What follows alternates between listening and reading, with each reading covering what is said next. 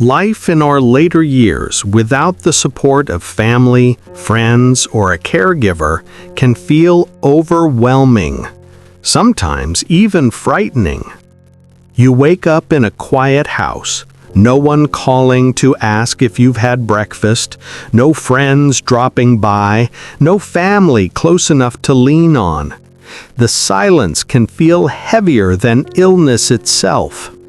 And in those moments, it's easy to wonder if you're the last person left on Earth.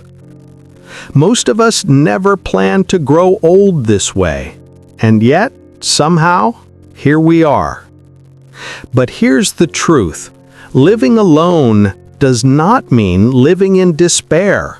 There are real, practical ways to make this season of life not just bearable, but safer, lighter, and even joyful. Welcome back to Journey After 60. Today, I'll share with you 4 strategies, some practical, some surprising, and a few even a little humorous, that can help you navigate life when you're elderly and living alone. And I believe that if you stay with me until the end of this video, you may even find yourself grateful that no one is around to tell you what to do. Before we dive in, don't forget to like this video and subscribe to my channel, where we share honest reflections on aging, resilience, and finding joy later in life. Now, let's start with the very first way to navigate life when you're living alone. Number 1. Design your home to work with you, not against you. Home has always been our shelter, but in later years, it becomes the place we spend most of our time. Maya Angelou once said, "The ache for home lives in all of us, the safe place where we can go as we are and not be questioned." In your younger years, home may have felt like just a place to sleep between long work days or travels. But in your 70s, when you're no longer rushing out every morning or catching flights at dawn, your home becomes your world. And if you live alone, with few visitors stopping by, that space has to support you, not endanger you. Think of your home as a teammate, not a trickster laying traps. The truth is, most houses were built with 30-year-olds in mind. People strong enough to climb a chair to reach the top shelf without a second thought. But at 70, that's no longer practical. You can't live in a constant game of, if I trip on this rug, how long will I spend in the hospital? The first step is clearing the battlefield. Loose rugs, cords trailing across the floor, stacks of magazines waiting to catch your foot. A woman I met at a senior group once joked, "I finally got rid of the rug my cat loved the most because I think it loved tripping me even more." She laughed, but then admitted it was the smartest decision she ever made. Bathrooms deserve special attention too. Let's be honest, they're danger zones.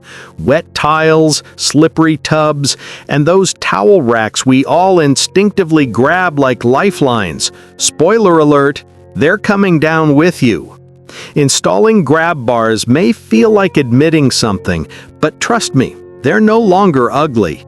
Many now look sleek, like modern towel bars, but they're strong enough to stop a wrestling match with gravity. Lighting is another unsung hero. You don't want to play Find the Switch at 2 in the morning. Motion sensor lights are fantastic. They click on as soon as you step into the hallway, and these days they're inexpensive. It almost feels magical, like your house is whispering, "Don't worry, I've got you." And here's a little tip I love. Keep everything within lazy reach. That means no acrobatics, no stretching like a gymnast just to grab a pot. One neighbor told me he keeps a small folding stool in every room so he never has to climb on a chair again. He said, "That stool is my roommate. It doesn't talk, but it keeps me out of the emergency room." Making your home safe for solo living isn't about giving up independence, it's about protecting it. The safer your space, the longer you can stay there on your own terms. And when you don't have family or friends nearby as a safety net, that is truly priceless.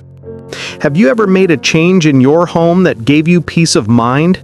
Share your story in the comments. Your small adjustment might inspire someone else to take a step that protects their independence too. Your space can keep you steady, but it's your meals that keep you strong. So let's move into the kitchen for a moment. Number 2. Plan your meals like a gift to yourself. When you live alone, meals aren't just about filling your stomach. They become little anchors in your day, moments of rhythm that bring comfort and keep you steady. Without a plan, though, it's easy to end up eating like a college kid during finals week. A pack of cookies here, maybe a banana, and before you know it, dinner is a bowl of cereal at 9 o'clock at night. Once in a while, that's fine, but as a long-term strategy for health and energy in your later years, it's not enough. I like to think of meals the way a pilot thinks about fuel. No pilot ever says, let's just take off and find gas later. They plan, they calculate, and they make sure the tank is full before the journey. And you are the pilot of your own body. If you don't want to crash halfway through the day in a fog of fatigue or dizziness, you need to make sure your fuel is ready before you take off. I once read a story from a widower that stuck with me. He said, "I don't cook for myself every day. I cook for my future self once a week." He'd spend one afternoon making big batches of soup, roasted vegetables, chicken, and stews, then portion them into containers. For the rest of the week, on the nights he didn't want to touch the stove, which he admitted was most nights, he simply reheated something he had already prepared with care. My friend Joan, who is 76, has another clever trick.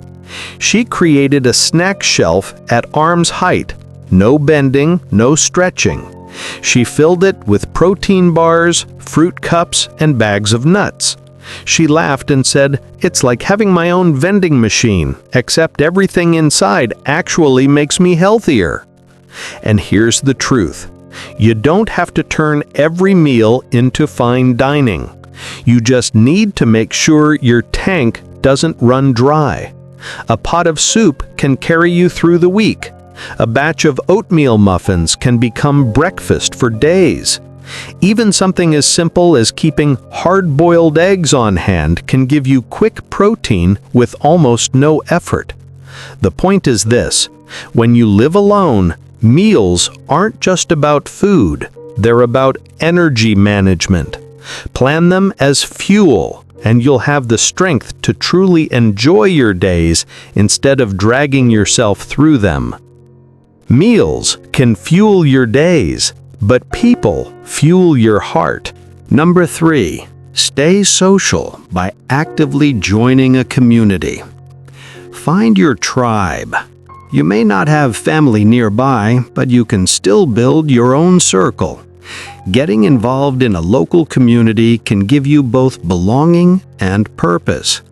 Consider joining clubs or groups that match your interests, whether it's knitting, chess, or even just a group of people who sit together and complain about the weather. Sharing a common hobby creates connections naturally.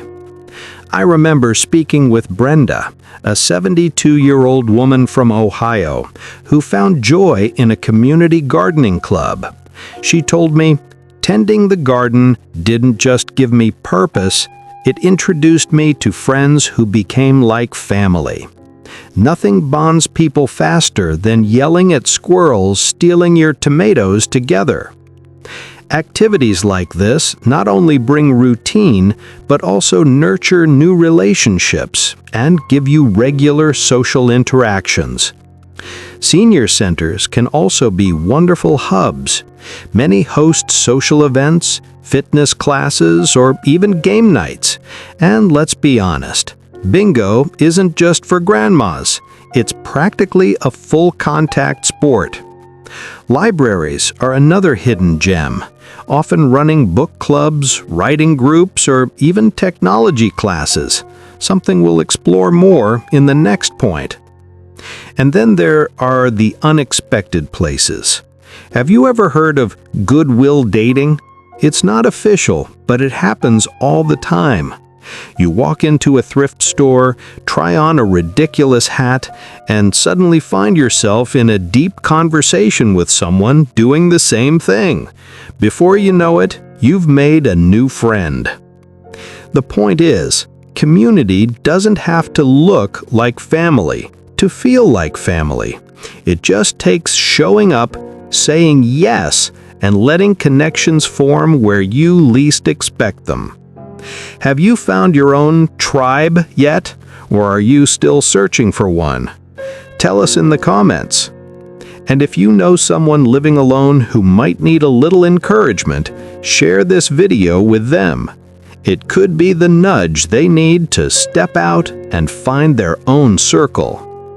Community gives you joy, but when life gets tricky, you'll need something more practical. A handful of trusted people in your corner, even quietly. Number 4. Build a silent network of helpers. There's one thing that can bring you peace of mind when living alone. Building what I like to call a silent support network. When you don't have family or children nearby, it can feel like every responsibility falls on your shoulders. And sure, you can manage on your own. But why struggle when there are people and services ready to help? This isn't about creating a social circle. It's about creating a practical circle. A small, quiet team that takes care of the heavy lifting, the boring chores, and the exhausting tasks, so you can focus on actually living. Take grocery shopping, for example. Instead of dragging heavy bags up the stairs until your back aches, set up a delivery service. Many older adults swear by it. My neighbor treats his delivery driver like an invisible grandson. He doesn't have family nearby, but for $5, his groceries appear right at his door. He chuckled once and said, "This grandson actually shows up on time." Housekeeping is another area where a little help goes a long way. You don't need someone cleaning your home every week, but even hiring a service once a month can make a huge difference. 2 hours of help means you don't have to bend, stretch, or wear yourself out. And don't forget transportation. Even if you still drive, there will come a day when you don't want to or shouldn't. That's when ride-sharing apps like Uber or Lyft become your on-demand chauffeurs. One older gentleman told me he uses them to get to medical appointments and laughed, "I've had more meaningful conversations with my cousins than I have with my cousins in the last decade." The beauty of this silent network is that it doesn't require emotional energy. You don't have to host anyone. You don't have to maintain relationships. You simply pay for services that make life smoother. And yes, sometimes it costs a little money, but think of it as an investment in independence. Every hour you're not straining, worrying, or risking injury is an hour you've bought back for yourself. When you don't have a safety net of people, you can build a safety net of systems. And those systems, made of professionals quietly helping you when needed, can be the difference between merely surviving and truly enjoying your independence. We've explored 4 powerful ways to make life not only manageable, but meaningful when you're older and living alone. Designing your home to support you, treating meals as fuel for your future self, finding your tribe in the community, and building a quiet safety net of helpers. Each of these steps is about more than just getting by. They're about protecting your independence, your dignity, and your joy. And here's something I want you to remember. Living alone can be hard.